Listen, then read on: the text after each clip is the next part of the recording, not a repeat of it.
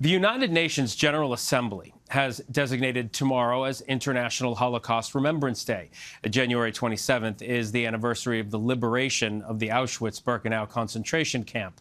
The day will honor the 6 million Jewish victims of the Holocaust and the millions of others of Nazi persecution. This as law enforcement notes a rise in anti-Semitism across the globe. Joining me now with more is Jocelyn Getgen Kestenbaum, professor of law at the Benjamin N.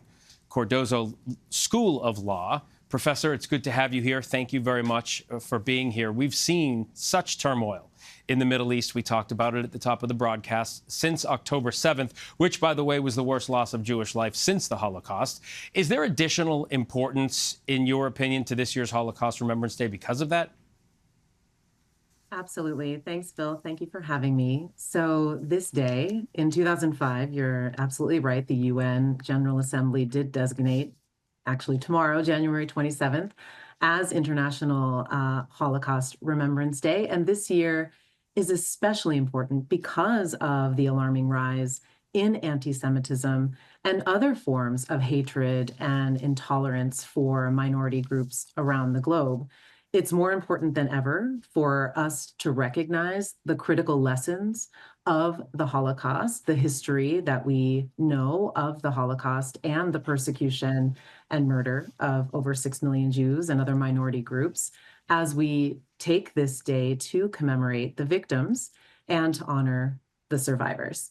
And as you're speaking, we are showing some video, video from back then when the camps were liberated. And it's black and white, and it doesn't even look real. It's hard to wrap your head around. But we know people who suffered during the Holocaust are in their later years. As the world continues to lose the last of the survivors, how is their firsthand testimony being preserved and honored, as we've also seen a rise in Holocaust denying? Absolutely. So we're at the 80th anniversary of the liberation of Auschwitz-Birkenau. That is the day of International Holocaust Remembrance Day. And there are a significant number of survivors who are no longer with us.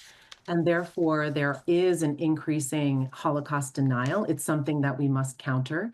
And eyewitness testimonials have always been a powerful way to combat such denial and to bring to life the real emotional realities of genocidal violence and persecution. And we see all over in every corner of the globe today atrocities and increase in conflict that lead to identity-based violence and discrimination. And therefore, these lessons are critical, and individuals who can testify that firsthand account is extremely important to combat denial of these things occurring in all corners of the globe, yesterday, today, and in the future. I've often heard historians say that history doesn't really repeat itself, but it certainly can rhyme.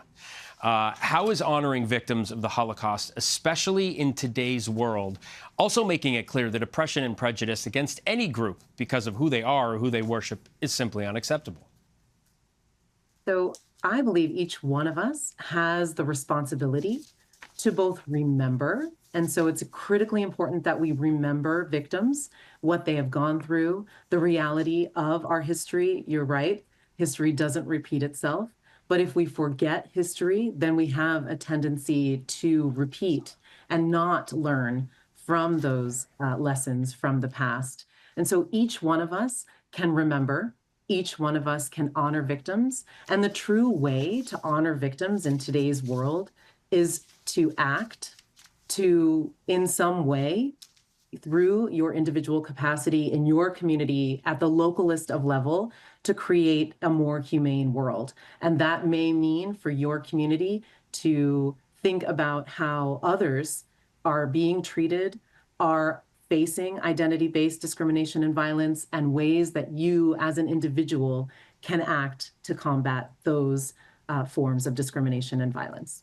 Jocelyn Getgen Kestenbaum, thank you so much for taking the time, Professor. I appreciate it. Thank you so much, Phil.